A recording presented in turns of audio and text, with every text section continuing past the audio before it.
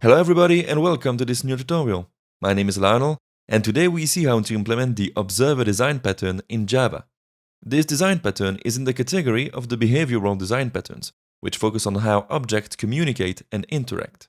So, before jumping into any code or technical details, let's take an example to understand what problem it tries to solve. Say you had an artist on one side and a bunch of radios on the other side. Now, the radios want to know when the artist releases a new song, so they frequently ask the artist if he released a new album or single. The thing is, the artist being quite famous and therefore getting a lot of demands, it takes a huge part of his time just to answer these calls. And for the radios, it's not really great neither because they have to do this with every artist they follow. You guessed it, this is ridiculous. The reason for it not working is that the information doesn't flow in the right direction. The way to see this is that the radios pull the information from the artist. They don't know when the information is available, so they just randomly ask to see if there's an update. You therefore see that it's not efficient, and that's what the observer pattern resolves. It does so by simply reverting the information flow. Instead of having the radios pull the information from the artist will now push the information to the radios. In other words, the artist will notify the radios that a new album or single is available. By doing that, everyone saves time, because the artist doesn't have to answer every radio call, and the radios don't have to hunt for information, they just receive the updates when they are available. Another reason why it's powerful is because the radios now receive the information as soon as it's available. The moment they know there is an update doesn't depend on when they ask for it. It now depends on when it's available. In the observer design pattern, the artist would be called the observable or subject. The observable is the entity that will change state, our artist, and that will keep the observers, our radios, updated. The observers, as you guessed, are the ones that are interested by the subject's latest status and are the ones that want to be updated so that they can perform some kind of actions when they receive the information. Now that we have this example, let's see how it translates into code. The first thing that is required is to create interfaces for the observable and the observer. If you don't know what interfaces are, I can refer you to the video I made about this subject.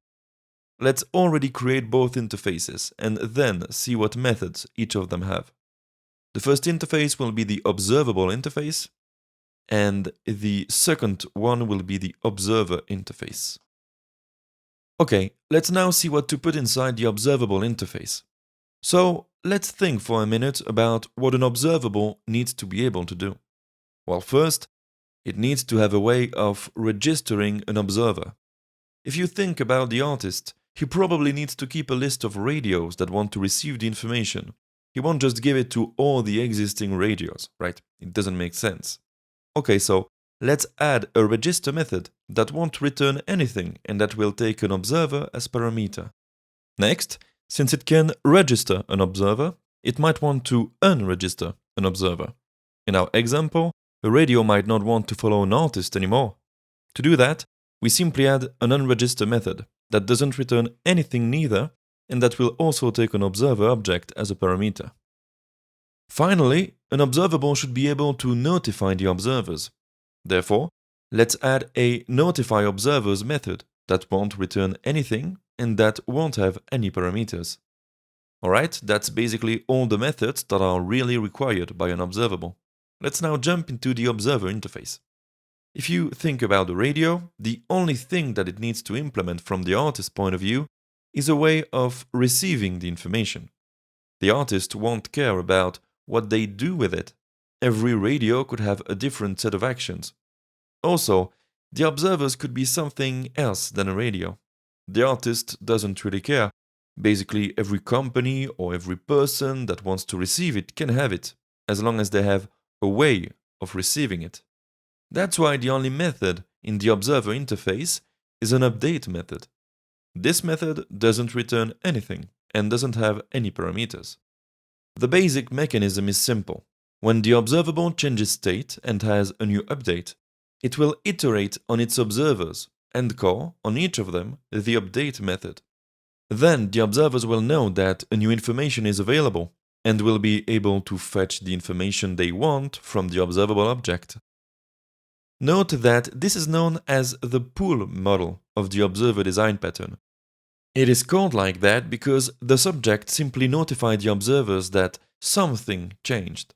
Then, the observers must actually retrieve the information from the subject via the subject's public getter methods. It's interesting because it makes observers very reusable, since the subject doesn't have to know anything about the observers. One limitation of the pull model, however, is that the observers have to guess what changed, since no information is passed by the observable. On the other hand, there also exists the push model, in which the updated information would be directly passed from the observable to the observers in the update method. The observers would be less reusable, since the subject would need to know what information the observers want. In other words, there should be arguments in the update method that not all observers might want to share. But then, of course, the observers would know precisely what information got updated. Both models are viable, and which one to use is really a question that should be asked based on the specific situation at hand. Okay, let's keep going. We now have our interfaces. Let's therefore define our concrete classes. The first one will be the observable. In our case, let's create an artist class that implements the observable interface and therefore overrides all of its methods. The artist, as we said, wants to keep track of its observers. Therefore, let's create a list of observers. Now, the artist should also have a discography, which in our case will only be a list of strings representing its album titles.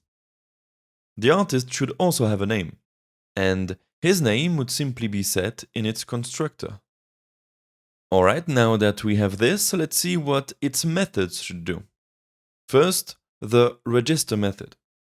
This one should simply add the observer to the list. Of course, it should check beforehand if it's not already present in it. Now the unregister method. Well, it should do the opposite. It should check if the observer is present, and if it is, remove it from the list. Finally, what should the notify observers method do? Well, as we said, it should simply iterate on the list of observers and call on each of them the update method. Now, of course, there is something missing to this class. Right now, the artist doesn't have a way of releasing anything. So let's add a release album method that should return void and take a string as a parameter that we will call new album title. In its body, what the method should do is add the album to its list and then call the notify observers method. Finally, we could add a getLatestAlbum method that would simply return the last entry from the album's list. To do that, we return the element at the position being the size of the list minus 1. Okay, our concrete observable class is ready. Let's now create a concrete observer. In our case, let's make a radio class that implements the observer interface. What should the radio be able to do? Well, when the artist calls the update method, it should be able to get the artist's discography. Therefore, it needs a reference to the artist. So, let's add an artist variable. Now, we could also have a new constructor for the radio in which we would pass an artist object as an argument so that it sets the artist member field and also registers itself to the artist so that it starts receiving notifications. Note that you don't have to register the observers in the constructor. You could simply call the register method from the observable after having created your observer objects. That would also work. Radios should also have a name.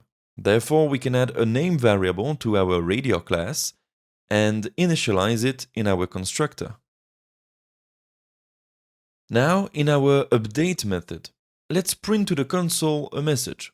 For example, name of the radio plus now playing plus the name of the artist plus latest album plus the name of its latest album. Alright, so let's put all of this together in our main class now. Let's first create an artist called John Doe, then a radio, and we should pass the artist as an argument to the radio constructor, so that it registers itself to the artist and start basically observing it, if you want. Now, let's make the artist release an album and run our program. We can see the message, my radio now playing John Doe's latest album, my very first album. Of course, we could create a bunch of radios with different names that all subscribe to the same artist. And finally, if we run our program, we can see that every radio prints its own message. Of course, here we took the example of radios, but as we said, the observers don't have to be of the same type, as long as they implement the observer interface. For example, we could have a Wikipedia editor class that, in theory, would be in charge of updating the wiki page of the artist. This class would also implement the observer interface, and therefore, it could also be notified of new releases. Now, this class would work in the same way than the radios, but the message printed in the update method would be updated plus the artist's name plus discography with latest album plus the artist's latest album. In our main method now, if we create a Wikipedia editor object and register it to our artist, we'll see as we run our program that its message will also be printed. One last thing to note is that we could of course use anonymous classes here. For example, in the register method, we could define an anonymous class that would print call from an anonymous class upon update. Another thing that we could do is also make use of lambda expressions, since the observer interface here is a functional interface. So, here we could use a lambda expression to print call from a lambda expression upon update. If we run the program, we now see the messages from the radios, from the Wikipedia editor, then from the anonymous class, and finally from our lambda expression. By the way, if you don't know what anonymous classes are, or if you want to know more about lambda expressions, you can check out the videos I made about these specific topics.